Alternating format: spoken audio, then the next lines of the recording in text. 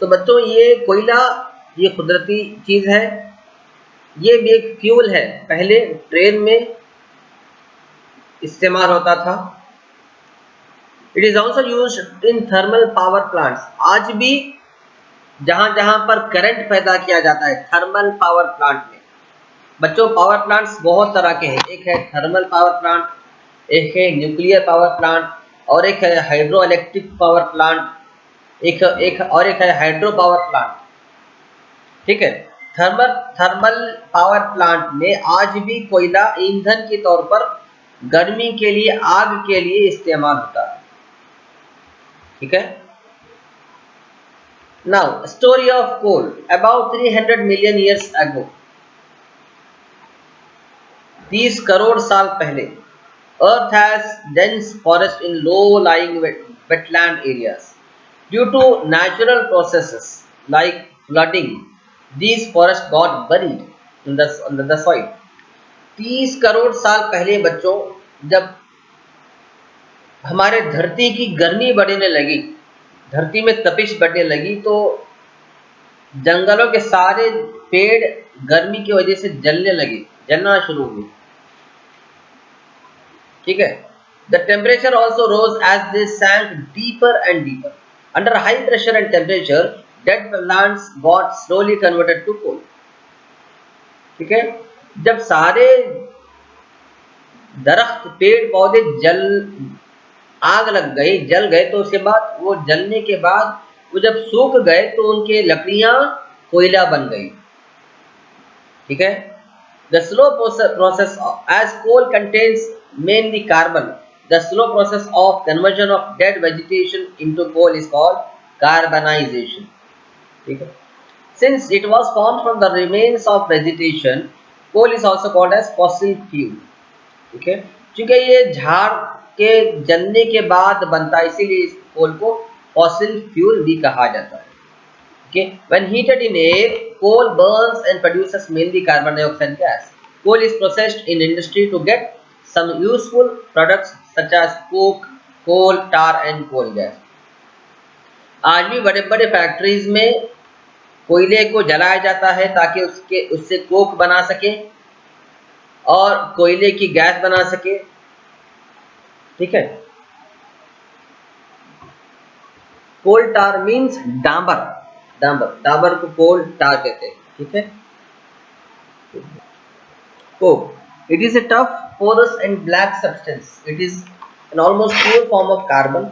Coke is used in the manufacture of steel and in the extraction of many metals. कोल टार यानी डांबर। ठीक है, ये actually road वगैरह बनाने के लिए काम आता है। ठीक है, अब it is A black thick liquid with an unpleasant smell. Coal tar यानी Dabur, it is a mixture of about 200 substances. Products यानी 200 अलग अलग सब्सटेंस का ये मिक्सचर होता है Dabur.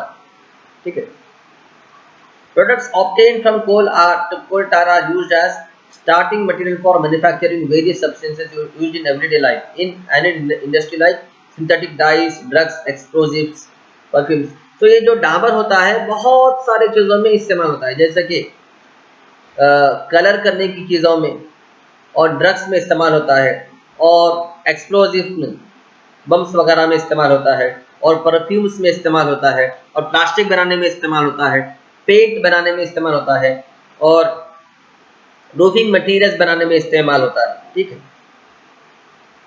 Now let us talk about coal gas. Coal gas is obtained during the processing of coal to get coke. ठीक है, कोल गैस ये वो गैस है बच्चों जो कोयले को कोक बनाने के लिए जब जलाया जाता है, तपाया जाता है, कोयले को कोक बनाने के लिए जब जलाया जाता है तो उसमें से जो गैस निकलती है इसे कोल गैस कहते हैं। ठीक है, as a fuel in many industries situated near coal processing plants. Next है पेट्रोलियम। पेट्रोलियम एक बहुत इंपॉर्टेंट टॉपिक है। We know that petrol is used as a fuel in light automobiles, heavy automobiles, motorcycles and cars. ठीक है, petrol and diesel are obtained from a natural resource called petroleum. ठीक है बच्चों, petroleum एक कुदरती चीज है। ठीक है, ये कुदरती लिक्विड है जो समंदर में पाया जाता है। यही लिक्विड से हमें पेट्रोल मिलता है और डीजल मिलता है। The word petroleum is derived from Petra and oleum. ठीक है,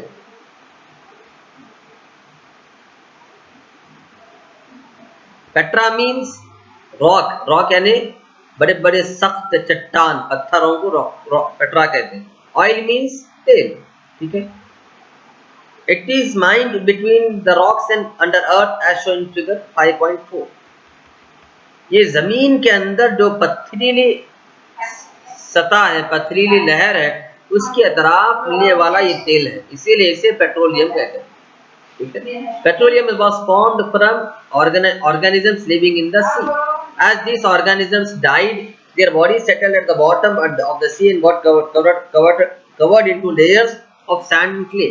Over millions of years, absence of air, high temperature and pressure transferred dead organisms into petroleum and natural gas. ये पेट्रोलियम जो है समंदर के अंदर के जानवरों के मरे हुए डेड बॉडीज से मिलता है। जब कोई जानवर समंदर में मर जाता है तो उसका जिस्म समंदर के लास्ट सतह में जाके मिट्टी में दब जाता है। ठीक है, मिट्टी में दबने के बाद जब उसे हवा नहीं लगती, जब उसे हवा नहीं पहुंचती, तो मिट्टी के प्रेशर की वजह से, पानी और मिट्टी के प्रेशर की वजह से वो जिस्म जो है सड़ के गल के ऑर्गेनिजम्स में कन्वर्ट होता है। वही ऑर्गेनिज्म जो है पेट्रोलियम और नेचुरल गैस बनते हैं। ठीक है, अब अगर आप फिगर 5.4 देखेंगे,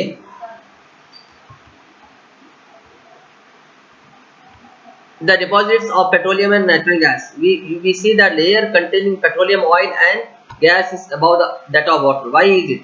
Recall that oil and gas are lighter than water, so do not mix with it. ठीक है, अब देखिए ये फिगर 5.4 में, यहाँ पे नीचे वाटर है, ऊपर ऑयल है, ये सारी पथरीली जमीन है, ये जमीन के अंदर का हिस्सा है पूरा, ये जमीन के अंदर का हिस्सा है, ये सारी मट्टी है, पथरीली मट्टी है, चट्टाने हैं, उसके अतराफों में पानी है, पानी के ऊपर जो है तेल की सतह है, तेल का लेयर है, उस तेल के लेयर के ऊपर गैस है। इसकी वजह क्या है? इसकी वजह यह है कि तेल जो है पानी से हल्का होता है। ठीक है, तेल जो है पानी से हल्का होता है, इसीलिए पानी के ऊपर तैरता है, और गैस जो है तेल से हल्का होता है, गैस जो है तेल से भी ज्यादा हल्का होता है वजन में, इसीलिए गैस जो है तेल के ऊपर, इसीलिए गैस जो है तेल के ऊपर तैरता होता है। सो ये यहाँ से हमें तेल मिलता है। Refining of petroleum, petroleum is a dark oily liquid, it has an unpleasant odour, it is a mixture of various constituents such as petroleum, gas, petrol, diesel, lubricating oil, paraffin wax etc. तो बच्चों petroleum जो है एक बहुत से चीजों का mixture है, जो बहुत सी चीजों का मिक्सचर है। तो बच्चों पेट्रोलियम में आपको पेट्रोल भी है, डीजल भी है, इवन पैराफिन वैक्स भी है, इवन लुब्रिकेटिंग ऑयल भी है। ठीक है, अब इसको जो अलग अलग करने का जो प्रोसेस है, द प्रोसेस ऑफ सेपरेटिंग, हर चीज पेट्रोलियम में इतने सारे चीजें हैं, इन सारी चीजों में से पेट्रोल को, डीजल को, पैराफिन वैक्स को, लुब्रिकेटिंग ऑयल को, हर चीज को अलग करने का जो प्रोसेस है, इस प्रोसेस को क्या कहते हैं? Petroleum refining, refining of petroleum, refining कहते हैं। Separating the various constituents fractions और of petroleum is known as refining, it is carried in the petroleum refinery. इस तरह के बड़े बड़े इंडस्ट्रीज होते हैं, हमारे इंडिया में भी बहुत से जब मुकामात पे इस तरह के इंडस्ट्रीज हैं। आप अपने कोशिश करके ये मालूम करिए कि इंडिया में कहाँ कहाँ पर पेट्रोलियम की रिफाइनरीज है, वहां पर पेट्रोलियम को लाया जाता है समंदर से, वहां पे पेट्रोलियम में से पेट्रोल को अलग किया जाता है, डीजल को अलग किया जाता है, पैराफिन वैक्स को अलग किया जाता है, लुब्रिकेटिंग ऑयल को अलग किया जाता है। ठीक है, various constituents of petroleum are their uses as given in table 5.1. One. यहाँ पे देखिए ये अलग अलग चीज़ें हैं जो हमें पेट्रोलियम से मिलते हैं। पेट्रोलियम गैस है, पेट्रोल है, केरोसिन है, डीजल है, लुब्रिकेटिंग ऑयल है, पैराफिन वैक्स है और बिटुमिन है। ये सारे इसके इस्तेमाल करने की जगह हैं, ये सारे इसके यूटिलिटीज़ है।